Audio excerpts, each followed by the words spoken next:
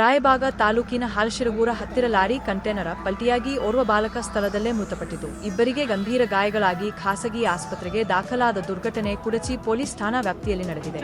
ಹಾಲಶಿರಗೂರ ಗ್ರಾಮದ ಸರ್ಕಾರಿ ಪ್ರಾಥಮಿಕ ಮತ್ತು ಪ್ರೌಢಶಾಲೆಯಲ್ಲಿ 10ನೇ ತರಗತಿಯಲ್ಲಿ ವ್ಯಾಸಂಗ ಮಾಡುತ್ತಿರುವ 16 ವರ್ಷದ ಅವಿನಾಶ್ ಕಾಂಬಳೆ ಮತ್ತು ಅಂಜಲಿ ಕಾಂಬಳೆ ಹಾಗೂ 5ನೇ ತರಗತಿಯಲ್ಲಿ ವ್ಯಾಸಂಗ ಮಾಡುತ್ತಿರುವ 12 ವರ್ಷದ ಅಮಿತ್ ಕಾಂಬಳೆ ಮೇಲೆ ಲಾರಿ ಬಿದ್ದ ದಾರುಣ ಘಟನೆ ಸಂಭವಿಸಿದೆ.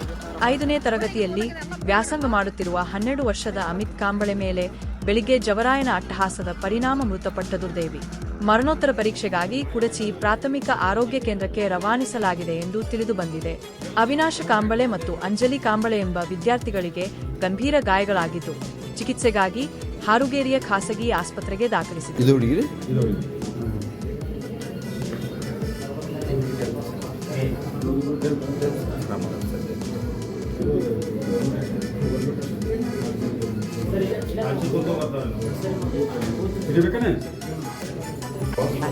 ದುರ್ಘಟನೆ ಸಂಭವಿಸಿದ ಹಿನ್ನೆಲೆಯಲ್ಲಿ ಮಾಜಿ ಕುಡಚಿ ಶಾಸಕ ಎಸ್.ಬಿ. ಘಾಟಗೆ ಅವರು ಪುತ್ರ ಅಮಿತ್ ಘಾಟಗೆ ರವರು ಆಸ್ಪತ್ರೆಗೆ ಆಗಮಿಸಿ ಗಾಯಗೊಂಡವರನ್ನು ಭೇಟಿ ನೀಡಿ ಆರೋಗ್ಯ ವಿಚಾರಿಸಿದರು.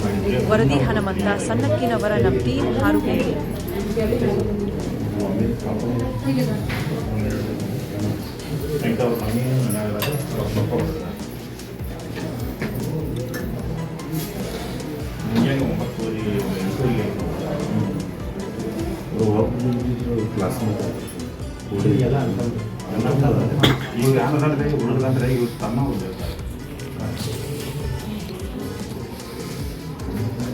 ಡಾಕ್ಟರ್ ಸಾಹೇಬ್ ಇದ್ರೆ ಮೀಟಿಂಗ್